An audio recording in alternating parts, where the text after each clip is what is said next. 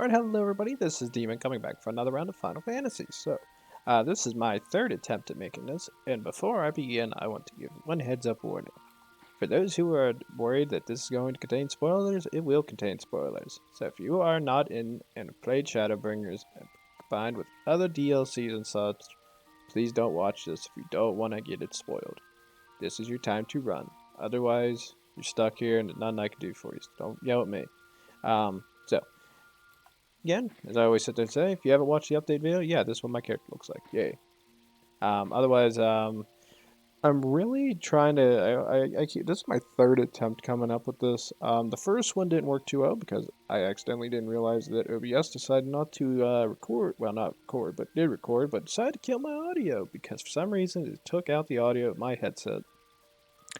Don't know how OBS did that, but it performed a miracle. After learning that, I fixed it because I was able to do everything else normally. Although it came after I switched my graphics card out, so I'm quite curious whether the graphics card had anything to do with it. Maybe something went on with OBS when you tried registering it, and I don't know, some of my headset connecting. I don't know. It could be a number of things. God only knows with that crap. Besides that, but in the second one, I didn't feel too happy with what I was saying at certain points. I felt like I may have overlooked a few things, so I figured this time around I'd kind of get back into it. So, if you've played Shadowbringers and have finished the entire game up to this point, since the last update, you realize that we are heading to the moon. We're going to the moon. It's like Dogecoin. It's going to be fun. The only difference is you ain't gonna end up making a lot of money out of it. Actually, scratch that. You might make some money. You bastards out there, you know who I'm talking to. You're going to make a lot of money on this. But nonetheless, the game does have a lot of things going on in it that makes me quite curious on what the future is going to be. Fandaniel trying to destroy everything because he's sick and tired of everything in the world living. He just wants to see chaos. He likes to see the world burn. Xenos, on the other hand, is somebody who is after us, our character.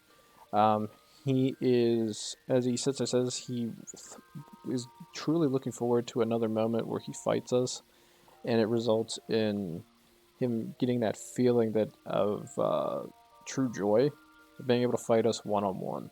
And the question is whether we'll be able to live up to his expectations. I don't know if we will or not. The only thing I know is that it can go any number of ways, and anything can happen. However, with a lot of this main story going on in the completion of Shadowbringers and dealing with Emmett Selk, Elidibus, our deeper understandings of what is going on between Zodiark and Hydaelyn, I'm quite curious on how the game is going to play out. Because eventually we did learn in Shadowbringers, especially after the Amarode situation, that the Ascians summoned Zodiark because of the final days. Their world was ending. And so as a result, they sacrificed a portion of their population. That portion of the population was then used for the summoning of Zodiark. But as time went on and Zodiark was able to save their planet, the problem we ran into, or they ran into at the time, was the world was, even though it was saved, it was still destroyed. You have to, just because you save your planet doesn't mean that it's going to survive. There's so many issues wrong with it, and I think a prime example of that is probably a description of Eden. Eden is, or the Eden questline is probably the best description of this. Oh yeah, and if anybody's curious, I am playing back through Part 4.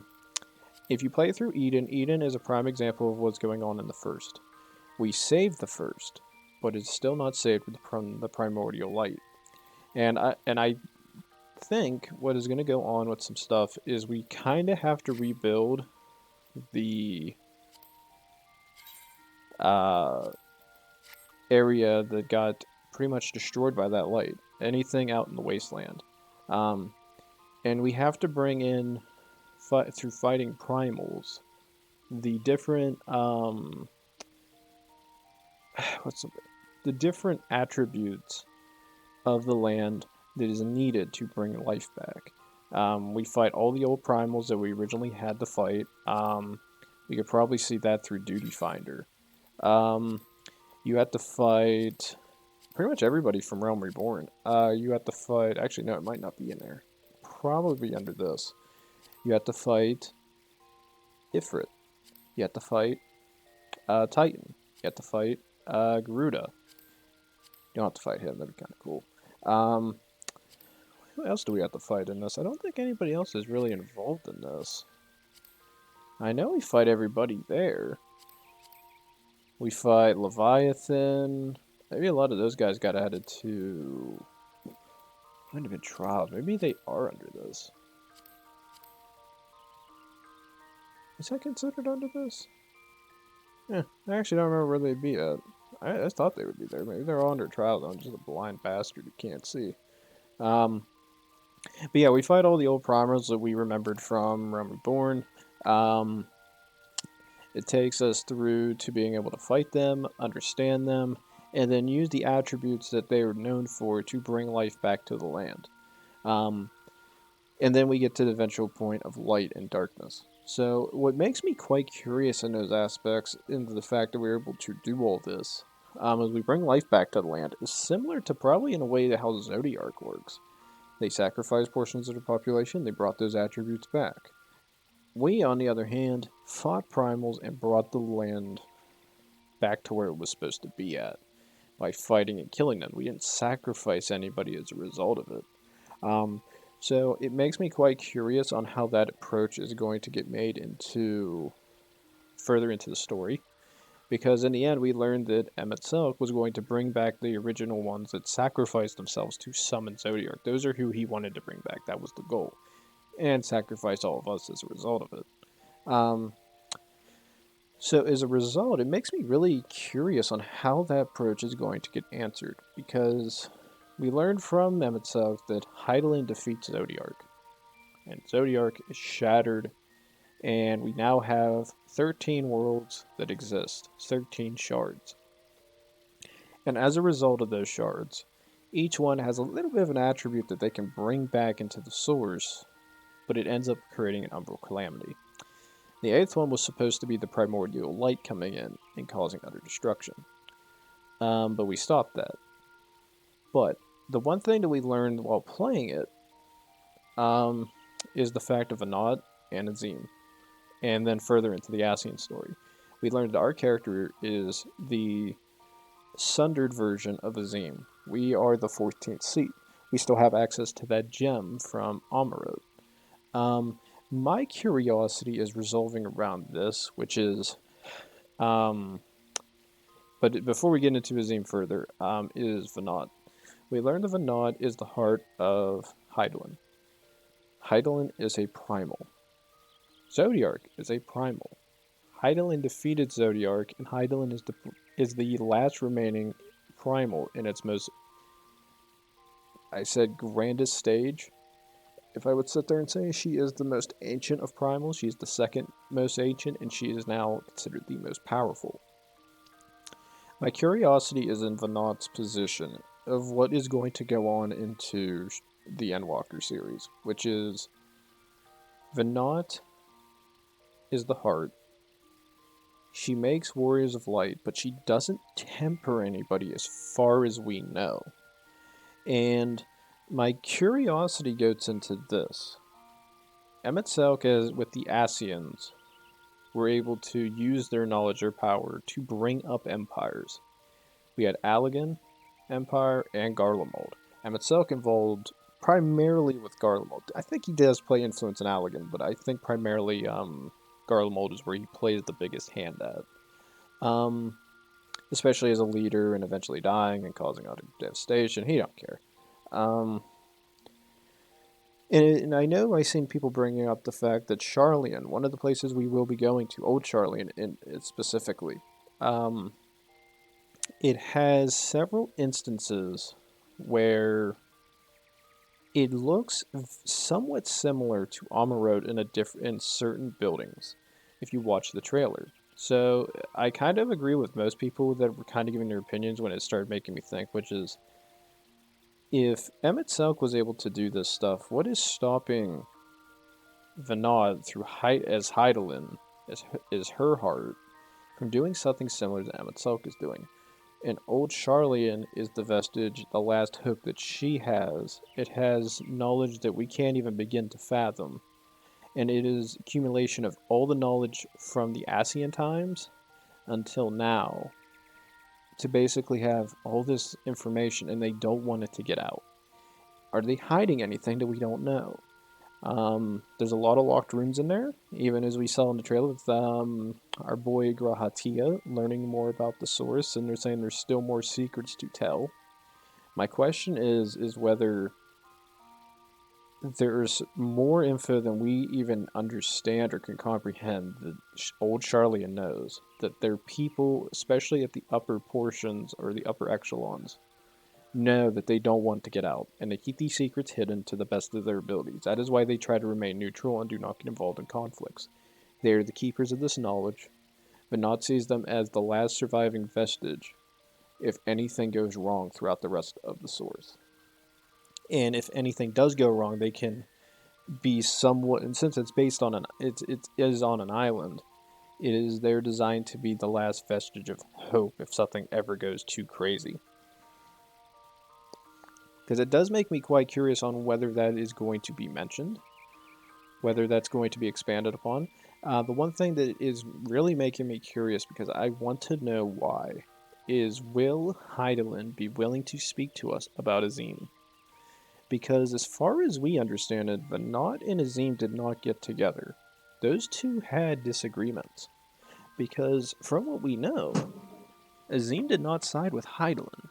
And if we remember looking in the which dungeon was it in Shadowbringers? Wasn't that one? It was one of the ones right before that. Mount Gog? No, it was. I think no. Was it Mount? No, it was the Kitana. It must have been the Kitana Ravel, because I think this is the one where you go in and you actually see the old paintings. And the one thing that I started seeing it was you do see where two groups are worshipping. One is worshipping Zodiark, the other one is worshipping Hydaelyn. And Zodiark tempers, or maybe he doesn't necessarily temper too much, but he does focus on beliefs. And I think it's and I don't remember if they actually say whether Emmett Selk is tempered. I don't know if they say whether Elitos Bis is tempered. I don't think it says whether La Habrea was tempered. They seem for the most part free will. They just wanted to bring back Zodiark because they were maybe not tempered to Zodiark, but they were definitely strongly believing in bringing back their people. And I forget if they're actually mentioned at all whether they get tempered or not, but my question is this. If Zodiark didn't really temper too much of the people, and Hydaelyn doesn't either, how much free will do we have when it comes to these primals? Whether or not they're going to, maybe they don't see tempering as necessary, but just outright worship because of free will. Because it's less. Because if you temper somebody, they don't have free will and they believe you anyway. And the belief is based around forcibly making them believe in you. Compared to something like they believe in you because they think you are good out of free will. Even like in the beginning of Realm Reborn, going into up to Shadowbringers, or throughout Heaven's Ward and everything.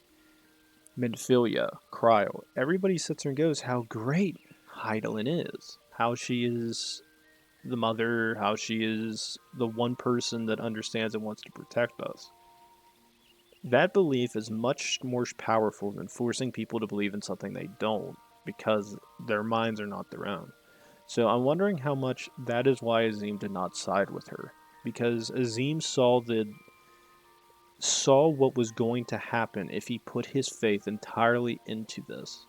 Because it's less free will, the people don't get any choice, and you put a false sense of worship into the primals that is not necessarily the same as Fandaniel does. And you put all your or even being tempered in general. All these people believe that the primals are going to save them, so they summon them. They summon them, and it tempers them. Same thing, Fandaniel does it a little bit differently. He tortures the hell out of them, uses their belief to summon lunar primals that he has control of. Where Zodiark is summoned because of the necessariness to survive, and Hydaelyn gets summoned because of the necessariness to destroy something that is way too powerful and is ending up killing off more of the population than is necessary. Um, so it makes me wonder whether that's why Azim does not side with Venat, because he knows it's a primal, he knows it's evil, he knows that if he starts putting his beliefs in that, then maybe he will lose himself as well, and that is why he ended up getting sundered in the end. And as a result, how much of our faith should we place in Hydaelyn? If Hydaelyn wanted us to truly believe in her, how come she's been so quiet? She hasn't really done too much for a while. Like, as far as I can see, she was very attentive in Up to Heaven's Ward. Stormblood, she really doesn't. I don't think she has too much she does in that. I don't think it's barely at all. The only time we really have any mention of Hydaelyn is going back into Shadowbringers. And in Shadowbringers, the only person that really we get an interaction with in terms of Hydaelyn is Minfilia and Reen. And again, Minfilia believes in Hydaelyn exclusively, that she is going to save us. And Reen believes it too. But then we get to sit there and see at the end of Shadowbringers, we end up dealing with Elidibus and him summoning Warriors of Light by, using a fake premise of the final days by putting up illusions, and in results summoning Hydaelyn to call for more Warriors of Light. So my thing is I want to know is whether we're going to get more background story, whether she's going to be more freely willing to give us information in comparison to Emet-Selch. Emet-Selch towards the end was probably more willing, but he ended up dying because we had to defeat him, and the result is he wanted us to defeat him because he wanted to know if he could trust us or not. He does trust Azim, and you can sit there and see, like, in some of like the books and stuff they write online, or like some of the online stuff that Square Enix likes to point out, that Emet-Selch was friends with both Azim and Hythalides, and my curiosity is whether that trust is who he places his faith in. He places his faith in his friend, a fellow Ascian. Since we defeated him, he now puts his faith in us, because even though we killed him, even though we did not necessarily become friends, he's seen his old friend, and he trusts Ascians. He trusts the person instead of a primal to do everything that is necessary. He trusts us not to have to summon a Zodiarch. He trusts us not to have to summon a Hydaelyn to save our people. We will do it ourselves, and that is what matters. And that is the one thing the Ascians we're lacking in. But Azim understood this. The problem is Azim can't tell his entire people how to do that because they have their own beliefs, they have their own viewpoints. You can't convince your entire population of something if they think you're superior to everybody else. Where Azim worked with a lot of the non-Ascian groups, so he understood that. And even now, he probably, I think towards the end, I would like understood where our character was coming from. At least Azim was as a character. So it makes me want to know whether after the Fandaniel and Xenos fighting goes on, whether we're going to be butting heads with Hydaelyn because she doesn't trust us, whether there is something that is going to be out of our control that is going to result in Hydaelyn feeling that she has to do another sundering to save everybody, quote unquote. And whether that's going to be in conflict with us, because it pretty much came to a head into Shadowbringers. Emet-Selch brought it up the best. He's like, if you had to deal with something like the final days, could you yourself and everybody you trust and believe in get together, not try to kill each other, and fight the final days together as one? As far as I can tell, you cannot do that. And even we sit there and admit, maybe not all of us, but there are several of us to be willing to risk everything for it.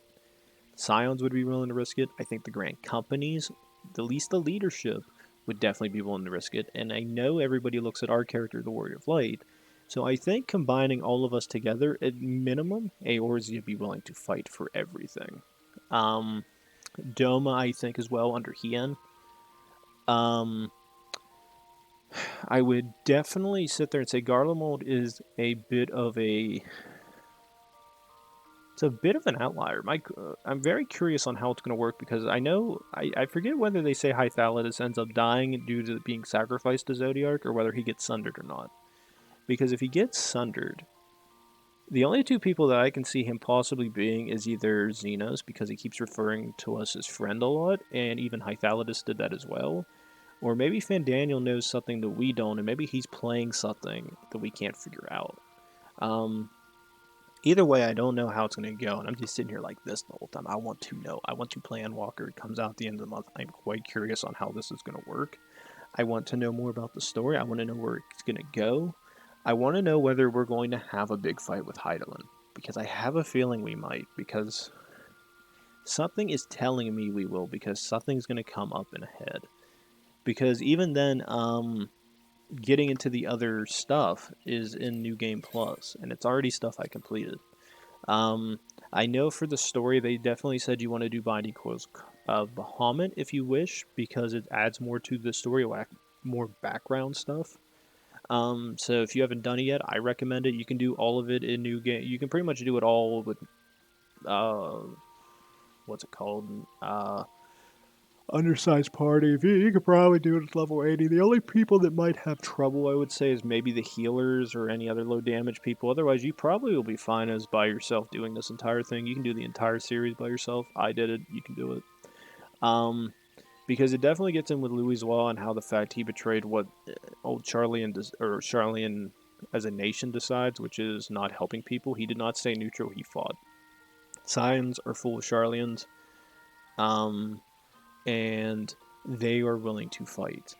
The question is whether the rest of Charlian will back us into this. I think it will come down to whether they believe truly what Hydaelyn says. It depends on whether all the information Charlian's been hiding over the years, whether that gets let out and people look at it and they go, "I can no longer believe in this. Let's fight."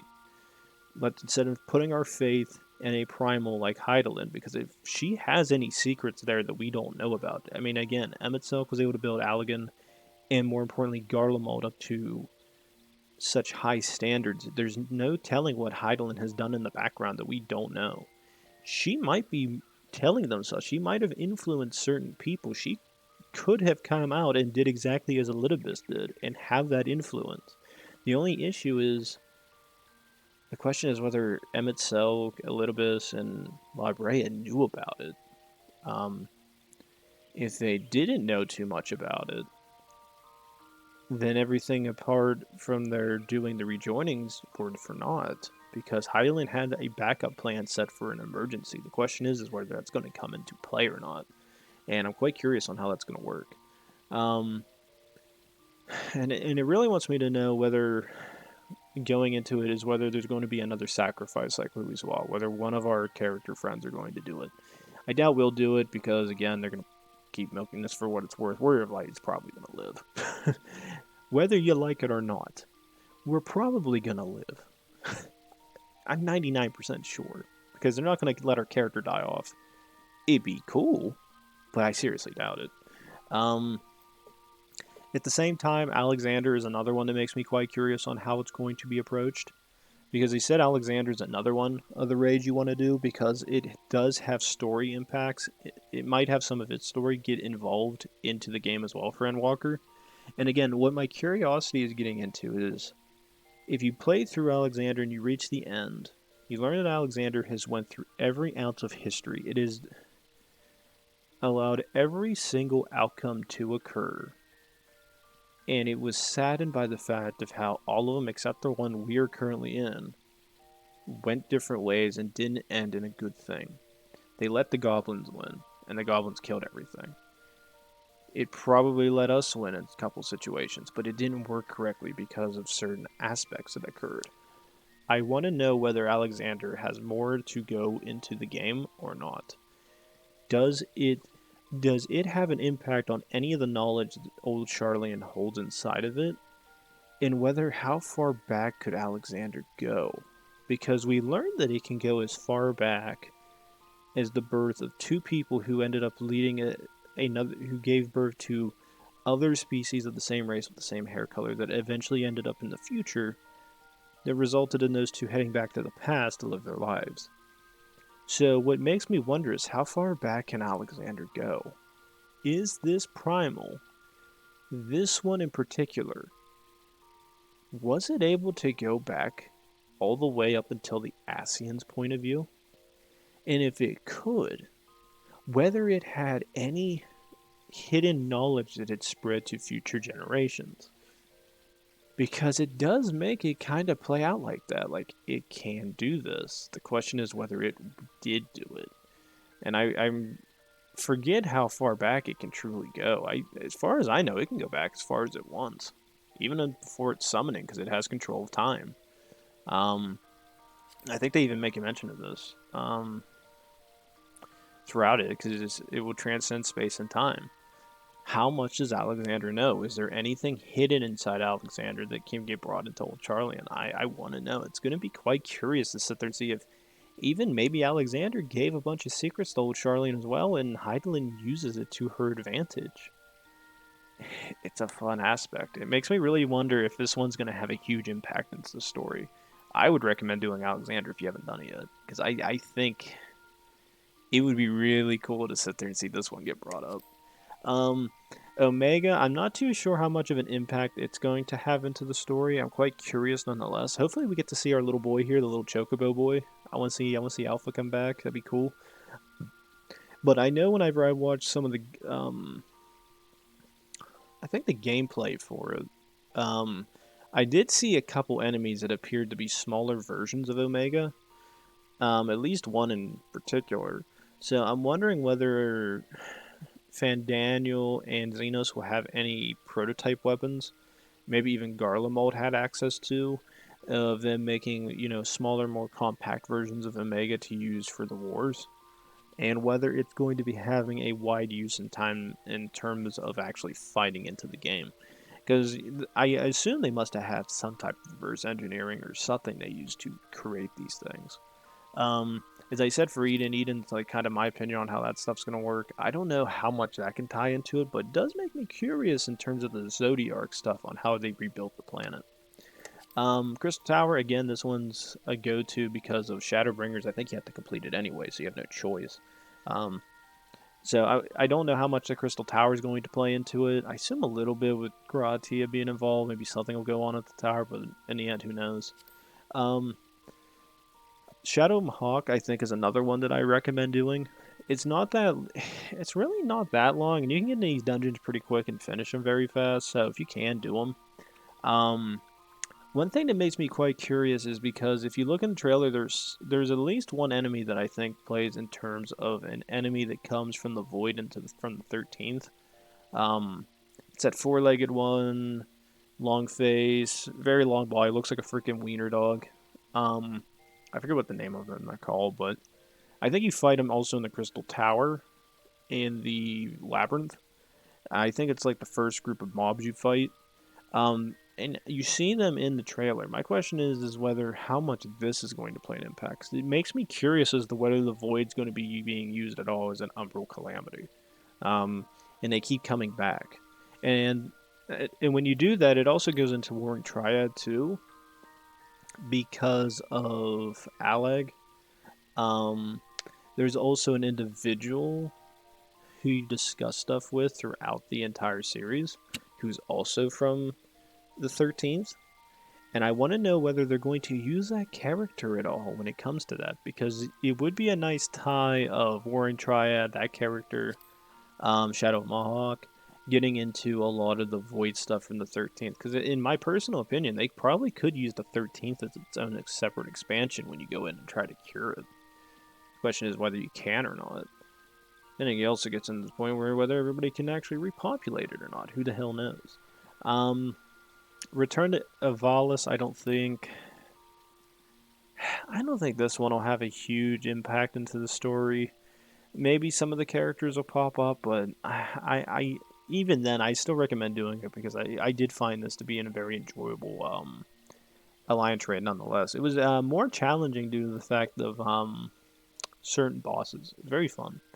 The Nier stuff, I hope to God they don't put into the damn story. I don't want to deal with Nier in this game.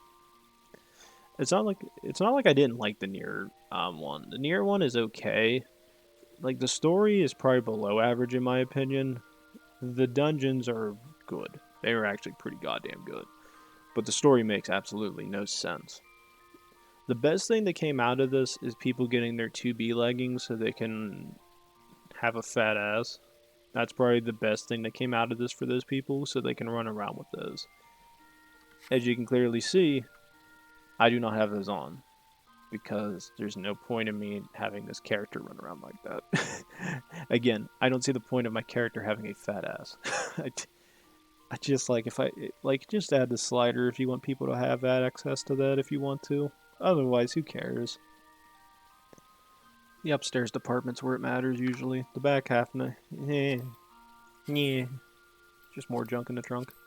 I don't think Four Lords are going to have much of an impact into this. It's okay. Sorrows of Low, maybe it will have an impact. I'd say if you can do this one, because it involves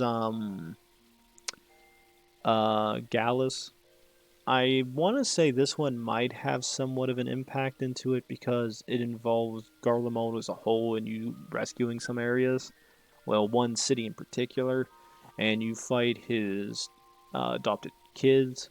That's another one that's very interesting to play, and you do fight and kill certain people into this and save some, and I want to know whether they're going to have an impact into the story with Garlemald towards the Endwalker as well. So that's the ones I would sit there and say do. Definitely these three. This one you should have done already if you're doing Shadowbringers because you're forced to. I would definitely say the Shadow Mahawk and then Warring Triad and Sorrow Werelow or Werelit. Those are the primaries I would say. Secondaries would probably be Eden, Return to Avalis, maybe Four Lords if you're feeling it, and then like honest to God, if you have the time to put into it, do the near stuff. But as I said, these are your primaries: primary, secondary, secondary. If you get done with it all, do near. At least that's my opinion. All right, sorry about that, guys. We have to do a small jump cut. I had to go on, had to discuss something with somebody, and I figured I'd cut that out. All right. So the other thing I've seen some people recommending is if you do Shadowbringers, if you go to Crystarium, there's several missions you can complete in terms of the cardinal virtues. That's the one thing I don't have access to because I don't have level 80 stuff for everything. But I know one of them is a melee ranged DPS, another one's a tank, another one's a healer, and the other one's a magical ranged. All level 80, and then you can defeat all of Arbert's old friends. And I think if you do those, there's a final mission you get access to that lets you play, or not play, but you get to see it. Somebody who was friends with Arbert, who pretended to be evil, and, well, I guess necessarily does play an evil role into this, but ends up coming back, but we have to deal with her. Problem is that we're not going to kill her because there's no point. She can't fight, she can't do anything, as we tell her. Ardbert wouldn't want us to kill him, or kill her, because pretty much we are Ardbert. Why are we going to kill somebody? If Ardbert didn't feel like killing him, why should we? Ardbert had probably a good reason to, because he was friends with this person, and he did not want to kill them because of that. And because Ardbert and us are the same, I don't think I would go against his wishes, since, again, he is a part of us now. The only other thing I'm quite curious on whether they're going to get into it or not is, as I said before, which was Hydaelyn. I want to know whether Fandaniel or Xenos are supposed to be him. I'm leaning more towards Xenos, but it'd really be a cool thing to find out Fandaniel's it. And he knows more than he's letting on. And that's why that's why he's causing all this chaos and stuff, is to guarantee our survival. That would be so awesome. I don't think it'll end up like that, but it could be cool. The only other thing I was wondering whether they'll do it or not is, also, since we're having a lot of lunar primals get made, whether something will come out of like a lunar Hydaelyn. Maybe Fandaniel takes some Warriors of Light, tortures them, and they summon Hydaelyn as a lunar version.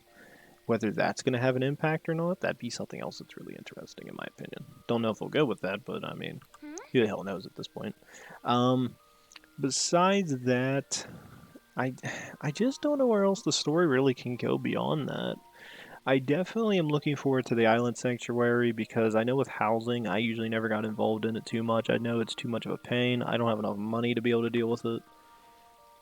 This is me after doing my mining efforts, and currently I'm sitting at... God damn it. I'm low on this. The fire shards to keep producing, and I only make 80,000. I pretty much make 80,000 depending on how the finances work, so it's like, it's just a good business. You can make 80,000 a day. Yeah, be taken aback. Shocker. Yeah, that's what happens when you play this game too much. You kind of learn things. You kind of learn how to get into money. Again, none of y'all gonna find out what I do. Just know I make money off of it. And no, it involves nothing with this character doing anything out of the ordinary. All it involves is mining and crafting. Crafting is fun. Somehow entertaining. Besides that, I don't do anything with this character. Not at all, because I am a solo, lonely bastard. I'm trying to think if there's anything else I really want to get involved in with this. Hydaelyn. Oh, I guess Emet-Selch's the last thing I really want to discuss. I know from the end of 5.3, I believe it was, when it comes to us getting our friends back into the source, the death of Grahati at that point, and then bringing him back. We know that when Elidibus put us in the void, and we were unable to do anything, Emet-Selch came back and saved us. I'm very curious whether Emet-Selch has any more to play. His voice is in the trailer for Endwalker, and I'm curious whether he has more to do than he let on. We killed him, but the thing is, he has some more story to play. I want to know whether, similar to how I said with Hydaelyn, whether Emet-Selch has more to do in that shard we kept, whether if he's hidden a little bit more of himself, and whether that remnant of him will tell us anything we need to know. Will it give us any information when we ask it? Will it save us when we need to ask it? How much does Emet-Selch trust us, and whether that's going to come back into play? Again, I could be totally wrong on that aspect. It could literally, he never comes back again. Or maybe he has our back a little bit more than he's willing to let on. Maybe he does actually had a plan set up to help us in our hour of need, just beyond Elidibus. Because he waves off and basically shows Elidibus that he trusts us. The question is he going to do anything else in terms of trying to save us? And I'm curious on that front. And I'd like to know.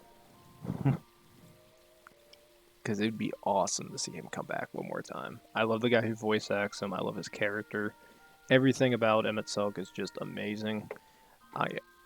Literally one of the best characters in the Final Fantasy XIV. One of the best characters. I love his character so much. Trying to think if there's anything else I want to discuss on that front. I think that's about it on him. I know with Xenos, I'm quite curious how they're going to do him. One thing I was thinking of is maybe we fight him in a battle, maybe we're going to get almost killed by Fandaniel. Maybe Xenos does something that ends up sacrifices himself. I doubt they go that route, but you just never know with this game. They could go that route. I just don't know.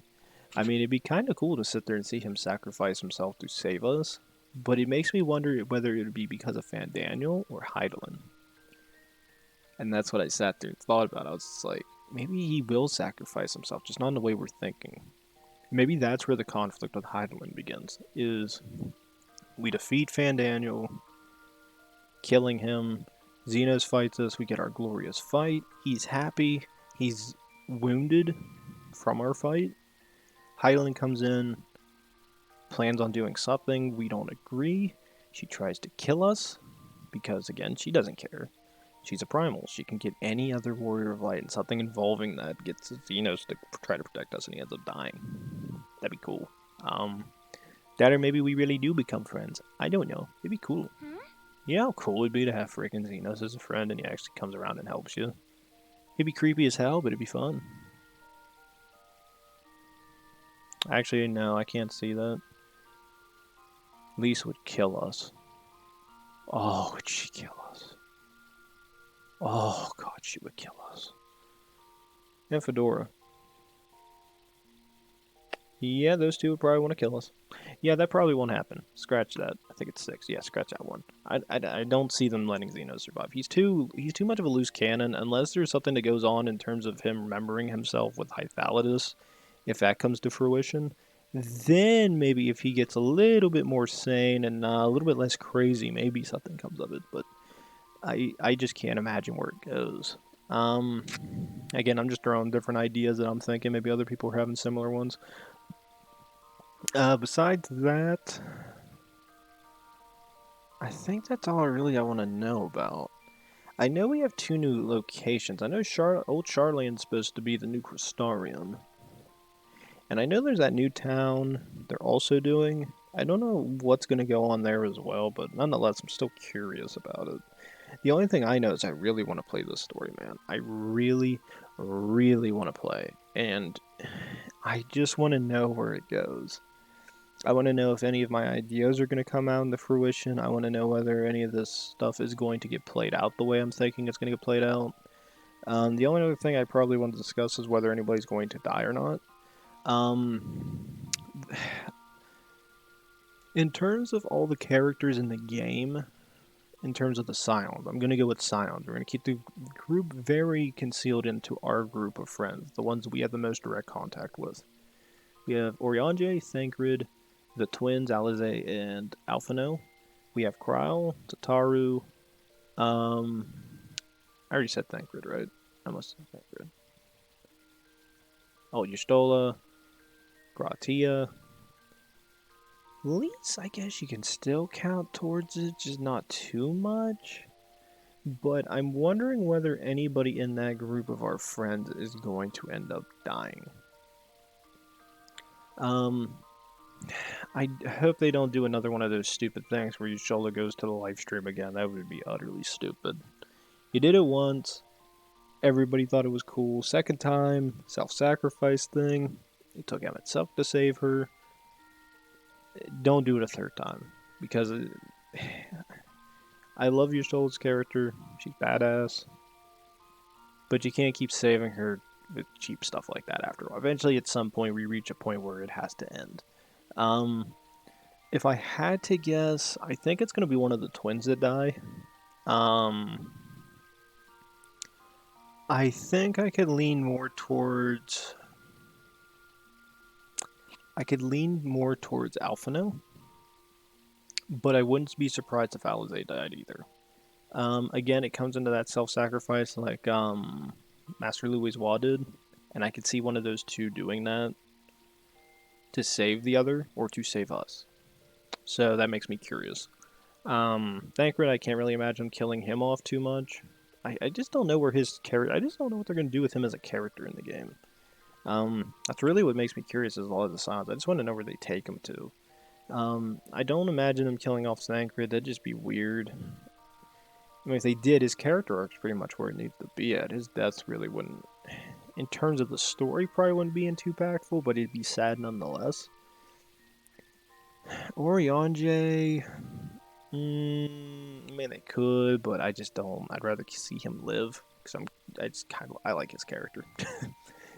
He's very self-sacrificial in some of the stuff he does. I like his character a lot. Then he talks weird, and I like it. Y'shtola, maybe she could do something really stupid. Yeah, I could see her doing that. And then and then I can also see him maybe doing something with Kryl. Maybe less likely towards... Well, I don't know. I think Kryl would be the odd woman out. Because she is a Scion. We do interact with her a lot. But not on the same level as the other ones. So it'd be a lesser one of the group of the Scions of the major group that could get killed off and nobody really say anything. Tataru, I don't see getting in any militaristic situations where it ends up getting her killed, so I don't see that happening. And I I could see them killing off Graha, but we went through all of Shadowbringers, and I'm just like, you went through developing his character. We went through all of freaking Shadowbringers with him. I mean, could you really bring yourself to killing him after this long? I couldn't see it. But at the same time, I could see him doing it. The question is how? And that's one of the ones where I go, the how is what's important. And I need to know the situation and the context. If they do it in a good way, I don't care. You know why I don't care? Because if it's done good, don't whine. Because it means it did it good. And it makes you sad and it's awesome because of that. Because it makes it more memorable. Besides that, what was the other thing I just thought about? I know I'm going to stick with Bard throughout this. Bard's my main. I know if you can, try to get your gladiator up. I know I'm not. Enjoy that part of the story. There was one other thing I just thought of, and I lost it. What the hell was I thinking about? Wasn't attributes. Oh, it was some of the character class changes. I know a lot of my abilities will be getting mixed with. I think recasts are going to go up. Damage, I think, is going to go down. At least that's the way I see it. At least some of them will. Not all of them, but some might. But I'm not too worried about that. I'm going to trust Square on this. Again, I played all of Realm Reborn, got partly into Heaven's Ward before I quit. Went back, got all my classes and stuff, all my abilities, and I've been fine ever since. Will it be an adjustment to get used to a lot of the reworks? Yes, but for the most part, I think most of my class stays the same. I think there's only a couple new abilities I'm getting as a bard, but I don't really mind it that much. I don't care. I think what it really comes down to is I feel sorry for a lot of people that think their class is not getting any love. Like, I think Scholars was one of the ones that were really whiny about stuff because they didn't feel like they're going to get anything and their class is worthless. I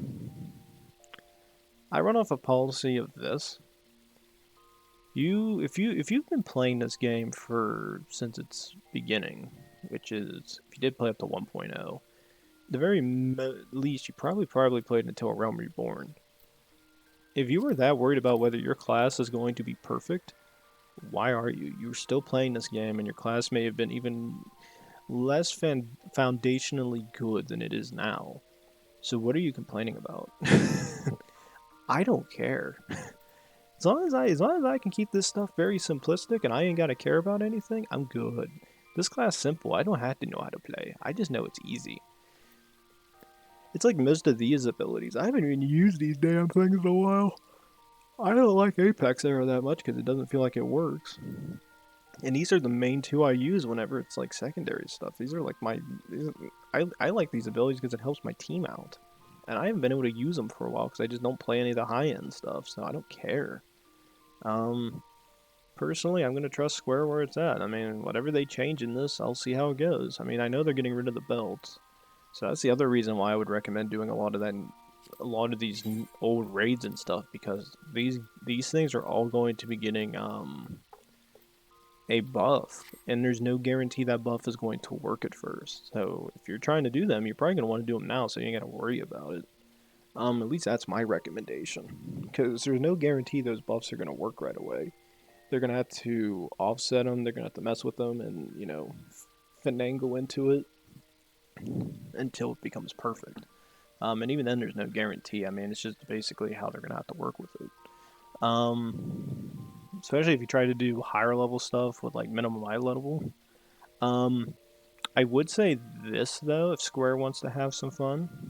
I would say get rid of this stupid thing right here. And if you really want to make a fun challenge, say no waste, and you get rid of that stupid buff. Now the dungeons become interesting, because now you're missing this. And you have no echo, and minimum amount of level. Your ass is going to be set on an open flame. You're going to have fun. But yeah, that's my opinion on it. If you're so worried about your class, don't be. Your class will be fine. They'll iron it out as time goes on.